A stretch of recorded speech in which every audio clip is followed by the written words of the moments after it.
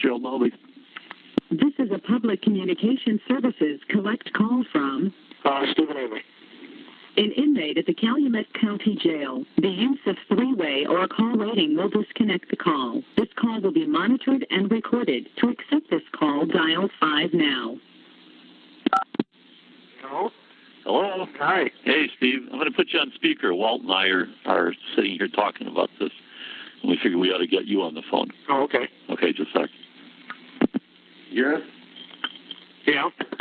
Hey, Stephen, it's Walt. Oh, hi. How you doing? All right. We just wanted to bring you current on where things stood with the civil case. Yeah.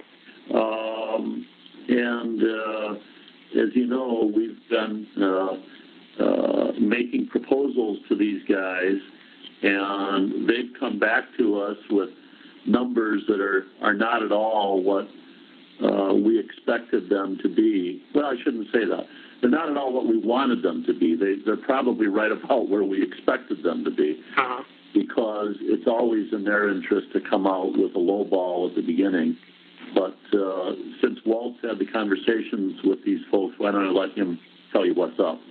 And if you can't hear, just holler, okay? And we'll just pick up this phone instead of talking on the speaker. Yeah. Okay.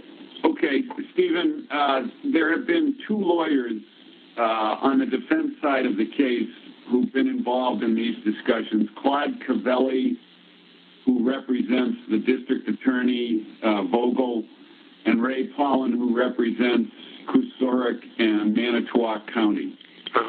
And they've been speaking for all of the defense lawyers, which means all the lawyers that you saw in the room when we were taking depositions on the defense side. And they've made a proposal to pay $120,000 to settle the case. And I don't think it's their final proposal, but it's the one that they're making right now. And they have declined to tell me what the source of the funds is going to be, whether it's going to be Manitowoc County, whether it's going to be some combination of insurance companies who are paying the lawyers' bills right now. They won't tell me what the source of the funds may be. I told them that I needed to talk with Steve Glynn and with you about this, and that we would be getting back to them soon. And Steve Glynn and I have been discussing it, and let me tell you what my thought is about it. If you were to settle this case for $120,000, in my opinion, after you paid the costs in your civil suit and you paid Steve Glynn and I in accordance with our contract with you, the amount of money that you would have left would not enable you to hire private attorneys who would be, in my opinion, good enough to represent you in this kind of case, and who would be able to purchase the services of expert witnesses that are so necessary to your defense. And at the same time, your possession of those funds might create an issue concerning your eligibility for continued legal services by the state public defender. So it's kind of the worst of all possible worlds to settle the case at this level.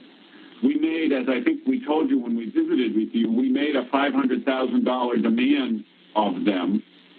And we told them the reason for that was in order to provide you with the resources that you would need for private counsel and for expert witnesses in the criminal defense of your current case. So my recommendation and Steve's recommendation to you at this point would be to say to them, no, $120,000 is not enough, and we'll lower our demand from $500,000 to $450,000, but we want you to know that that's the level at which we want this case to settle. And if it's not going to settle at this level, then it's not going to settle. So that's my thought. Do you have any questions? No, Pardon me? that sounds pretty good, I guess. Well, is it okay with you if we go back to them and reject the $120,000 and make a demand for $450,000? Yeah, we could try it. Okay. Now, Steve, you know, I think you're aware of this, but I should just state it. There is the possibility, and I think have they expressly raised this, Walt, in their conversation with you, that if they don't hear something back, they're going to think that. Yeah, they want to hear from us, Mm-hmm. and soon. So that's why we're calling you, because frankly, we just as soon get in touch with them like on Monday Yeah. and tell them what's going on. And if they say, I'm sorry, there's just no chance that we're coming up anywhere near those numbers, then we want your authority to say, well, then there's no chance that this thing is getting settled because it's not in our client's interest to accept the offer along those numbers that you're talking about now. Mm-hmm. Yeah. You okay with that? Yeah. And you follow what we're saying here, Steve? I mean, it'd be a different matter if after all the accounting of... This call is from the Calumet County Jail. This call may be monitored or recorded. It'd be an entirely different matter if after all this were done, you had sufficient funds to handle the defense of your criminal case. Mm-hmm. But this current offer just simply doesn't give you that chance. No, not at all. Okay, well, as long as the recording busted in and reminded me of this, I'm going to take this opportunity to remind you that we need to keep this in confidence. Mm-hmm. You know, you're talking to your lawyers here, and as a consequence of your being locked up, this is the only phone system you can use. So, you know, these guys may try to say that this is not a confidential communication. I'm telling you it is. And it's very important that this not get out to the public, that there are talks going on to see about settling the civil case. Just because if it does, I think it'll be hell to pay in terms of trying to settle the case. Uh-huh. So to the extent that you need to talk to anybody about it, let that anybody be us. Or if you're going to talk to like your mom or somebody, Yeah. I mean, please make them understand that this has to be kept very, very confidential. Yeah. Okay? Yeah. Anything new in the criminal case that you want to talk about? I don't know what you think about that paint. Well, I've looked at the tapes, and Walt and I have been talking about that all morning. There are just lots of interesting things in that preliminary hearing. Yeah, I know that.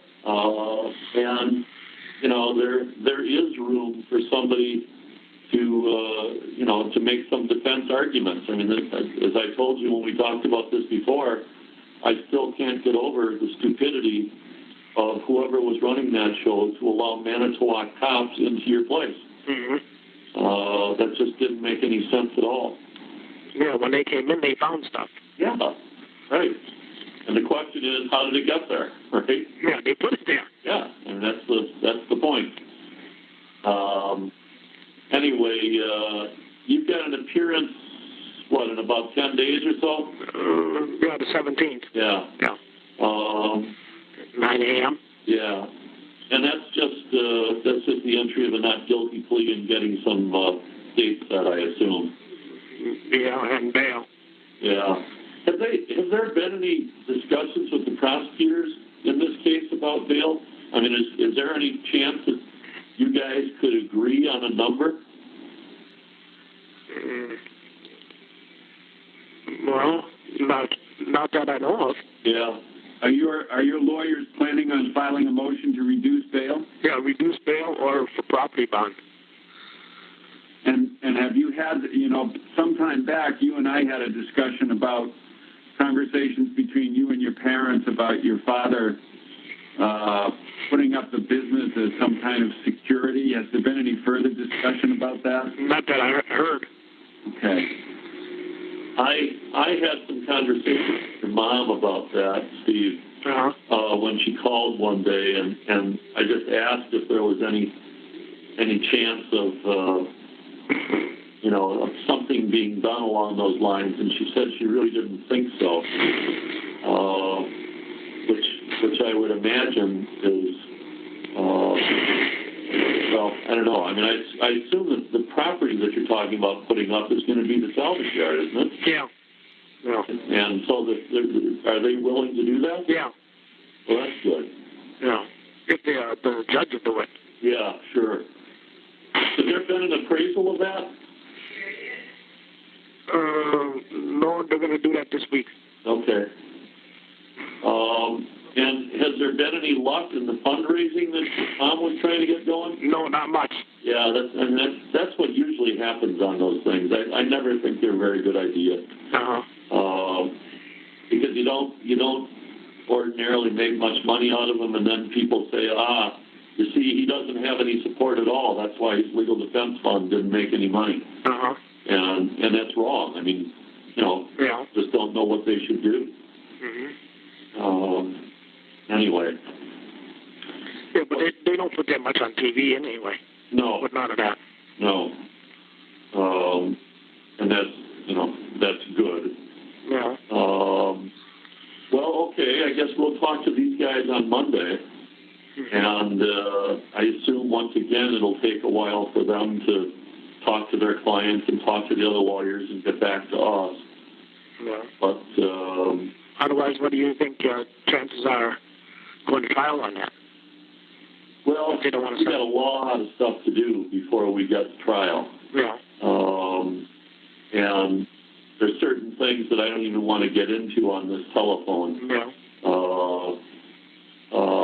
In terms of, what may be happening with the case. But, yeah, we're many months away from that. Yeah.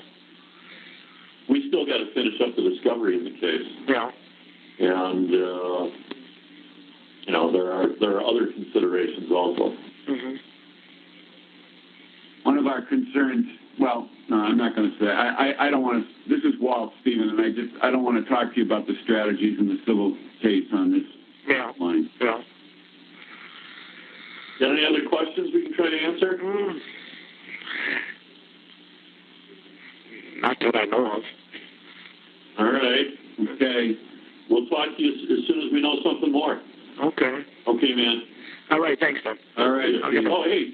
Yeah, no, I'll talk to you later about other stuff. Oh. I just don't want to talk on the phone. This call is from the Calumet County Jail. This call may be monitored or recorded. Are you guys going to be there the 17th? I won't. I don't think so, because there's really not much that's going to happen. No. All right, Steve. All right, then. Nothing else. I'll talk to you later, then. Okay. Okay, then. So long. Okay, bye-bye.